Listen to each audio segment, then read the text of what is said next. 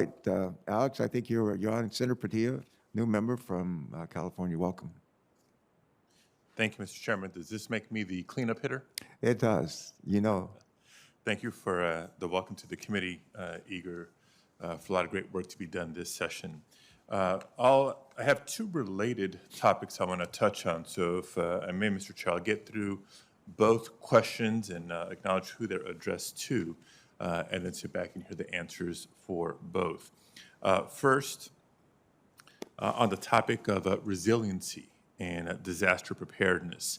It's not just California's recent record wildfire seasons, plural, not in a good way, of course, but severe flooding across various parts of the country, to recent events in Texas. We've seen in recent years how the climate crisis is leading to more dangerous and more numerous natural disasters.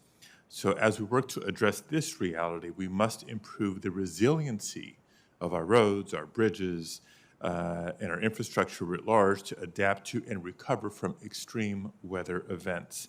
I know Governor Whitmer is no longer with us, but she, in her written testimony, spoke to many of the roads that were washed out due to recent floods in Michigan.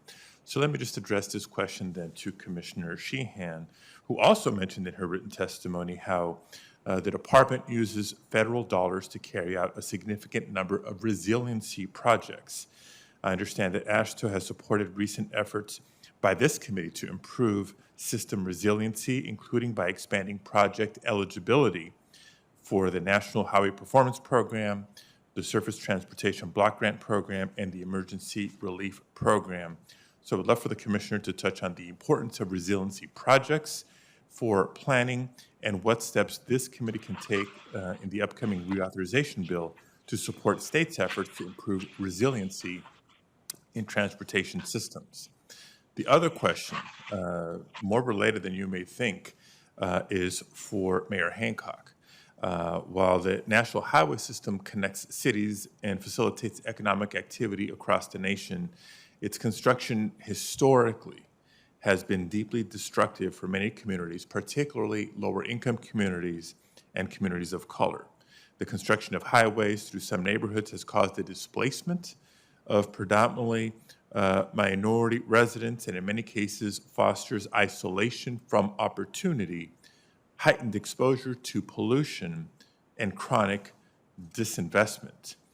Mayor Hancock, in his written testimony, spoke to concerns about equity and equity considerations going into planning efforts, and specific examples of not just Denver's experience in the past, but how Denver is now working in partnership with the state of Colorado to reconnect communities in the reconstruction of Interstate 70, which bisects the city. So we'd love for the mayor to speak to how this can serve as a model for reconnecting communities in other cities across the country, and once again, how the federal government can play a bigger role in supporting projects that mitigate the detrimental impact of highways on historically disenfranchised communities. Thank you both. Thank you for the question, Senator. As part of the development of our transportation asset management plans, state DOTs are required to do a risk and hazards analysis.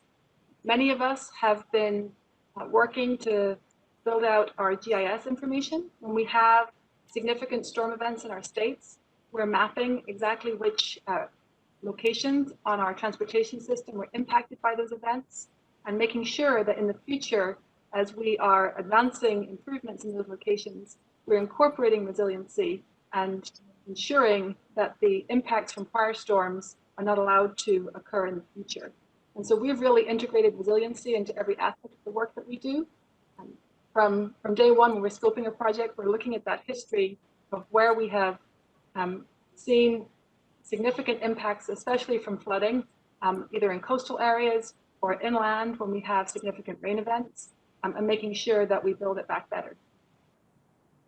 Thank you, Commissioner. Mr. Mayor? Senator, I'm sorry, with regards to your question around the I-70 project and of course the issues of equity, It was when the city of Denver got involved in this conversation about the I-70 project that we were able to bring to light the values of equity. This highway was placed, as you pointed out, in a primarily minority low-income community, dividing the community, creating barriers and lack of investment for the foregoing future. We had some options available, but none that would, that were quite frankly feasible in going forward. So there was a few things that the city of Denver brought forward as a municipality who understood the challenges that this community faced, as well as the historical actions of environmental injustice. One was community engagement. FHWA said this was probably the model effort around community engagement they have ever seen. And we're proud of that, but to engage the community, to hear the voices of people who live there, but also to understand the history was very important.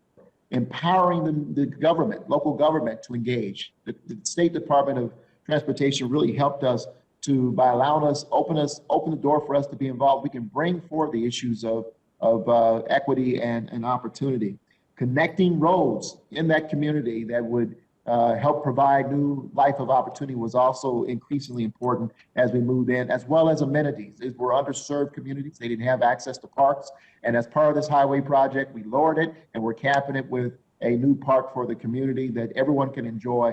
And we are also we built in some remedies to some of the environmental challenges, including pollution, but also flooding, helping to remedy the flooding, the historic flooding of these neighborhoods in a project called Plat to Park. And we merged two very important but very expensive infrastructure programs, including this project, to alleviate the flooding of these neighborhoods that have been happening for hundreds of years, and make it more, quite frankly, improve the quality of life of residents in the area. So the Plat to Park program was extremely important. And so making sure that you're engaging municipalities who have, again, a better understanding of the residents, the challenges of equity, the environmental injustices that have occurred, and having created opportunities around connectivity and renewed opportunities of investment was critically important on the I-70 project. Thank you both. Thank you, Mr. Chair.